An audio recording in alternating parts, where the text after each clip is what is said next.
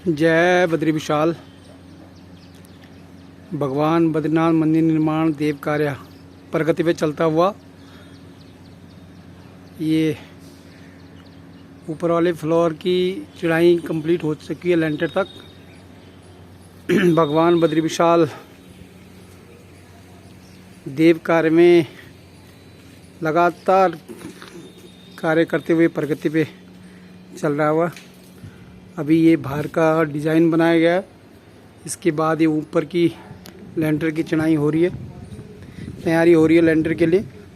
सामने ये भगवान बद्रीनाथ मंदिर का एरिया और साथ में ये हॉल का एरिया लगातार भव्य तरीके से इसका निर्माण किया गया है। मजबूती के साथ ख्याल रखा गया है। ये जीना है और ये जीना लेंटर से ऊपर नीचे हुए झूलता हुआ जीना है, जिसमें भी काफ़ी मजबूती से कार्य किया गया है। इसमें 2 बीम हैं। एक बीम ये छोटा वाला है जो यहाँ से ऊपर वाले लेंटर से बंधा हुआ है। उसके बाद सामने वाला बीम है, ये भी लेंटर से बंधा हुआ है। और इसके बाद यहाँ सामने लेंटर के साथ और टाई बीम के साथ जॉइंट हो रखा है। तो मजबूती काफ़ी दे रखी है। ये 18 बाई 18 इंची का बीम था। उसके बाद सेम जीना ऊपर की तरफ गया जो यहाँ से दीवार के साथ अटैच होके फिर ये ऊपर वाले फ्लोर के लिए चढ़ाई कंप्लीट हो चुकी है। सामने 51 गज के पार्ट में गुंबदों का ये एरिया है। 2 गुंबद बनेंगे, एक छोटा एक बड़ा। और ये पूरा हॉल है जो 100 गज के लगभग हॉल है। तो ये हॉल इस तरह बनाया गया है कि भगवान बद्री विशाल में मंदिर निर्माण के साथ साथ, क्योंकि मंदिर जब बन जाएगा तो उसकी मेंटेनेंस, उसकी देखरेख, उसकी व्यवस्था के लिए धन की आवश्यकता होती है। और मंदिर में धन आ भी सकता है, नहीं भी आ सकता है, लेकिन उतना भरपूर मात्रा में नहीं आता है जिस हिसाब से मंदिर का मेंटेनेंस है, उसकी ज़रूरतें हैं।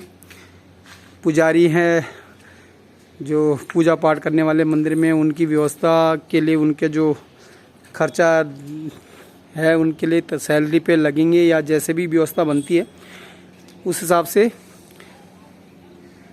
तो उसी को मद्देनजर रखते हुए 100 गज का जो पार्ट है यहाँ पे इस तरह बनाया गया है कि आने वाले समय में मंदिर के निर्माण के साथ साथ जब कंप्लीट हो जाएगा तो इसमें किसी भी सोशल सामाजिक कार्य या समाज को ऐसी चीज़ दी जा गई है, क्षेत्रवासियों को ऐसी चीज़ दी गई है जिसमें अपना छोटा मोटा फंक्शन कर सकते हैं। बच्चे का बर्थडे मना सकते हैं, शादी की सालगिरह मना सकते हैं, बच्चे की सगाई कर सकते हैं, छोटी शादी के लिए गैदरिंग का प्लान कर सकते हैं, क्योंकि यहाँ पर रहने की व्यवस्था हो सकती है। ऊपर लेंटर छत में खाना बनाने की व्यवस्था हो सकती है। साथ में इसके जो हॉल है वहाँ पे पूजा पाठ, जहाँ मंदिर का एरिया है, ये सब को देखते हुए इसमें जो भी रेवेन्यू आएगा वो एक तो समाज को देखते हुए और उनकी स्थिति के मद्देनजर देखते हुए इसमें जो भी संस्था, जो भी समिति डिसाइड करेगी, फिर उसके बाद जो मेंटेनेंस का खर्चा है वो वहाँ उसको भरपाई कर सकता है। तो इसी को मद्देनज़र रखते हुए इस तरह का प्लान किया गया है। ये गुंबद वाला पार्ट है पूरा, साथ में ये हॉल का पार्ट है। और यहाँ से मंदिर का जो गुंबद होगा वो लेंटर के लिए के बाद 19 से 20 फुट की हाइट में और जाएगा। और इधर भविष्य में जैसे जैसे समाज, जैसे जैसे दानी दाता का योगदान रहेगा, उस हिसाब से भविष्य में इसके ऊपर फ्लोर वाइज बनते चले जाएंगे और हम 4 फ्लोर तक ले जा सकते हैं। अभी सबसे ज़्यादा ज़रूरत हमें भगवान बद्री विशाल की स्थापना करना और उसकी गुंबद की तैयारी करना। इसकी गुंबद की रूपरेखा होने के बाद नीचे की फिनिशिंग और नीचे हॉल की तैयारी और भगवान को विराजमान करना सबसे पहला लक्ष्य होगा। तो सभी दानी दाताओं से, सभी देव भक्तों से अनुरोध है कि जरूर मंदिर निर्माण में अपना योगदान जरूर दें और सामाजिक, धार्मिक और सनातन धर्म को बढ़ाने के लिए कुछ न कुछ योगदान जरूर दें। लेंटर तक की चढ़ाई का कार्य पूरा हो चुका है।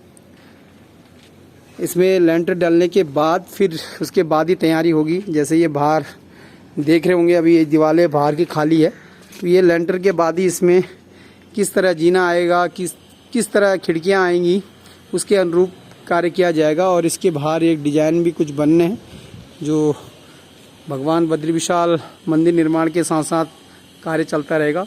लेकिन सबका योगदान बहुत ज़रूरी है और इन्हीं आशाओं और शुभकामनाओं के साथ आप सभी लोगों से विशेष बार बार अनुरोध करते रहते हैं कि जरूर मंदिर निर्माण में अपना कुछ न कुछ योगदान जरूर दें। आप सभी का सहयोग के लिए तहे दिल से धन्यवाद और आगे भी इसी उम्मीद और आशा के साथ आप सभी का दानी दाताओं का बहुत बहुत धन्यवाद।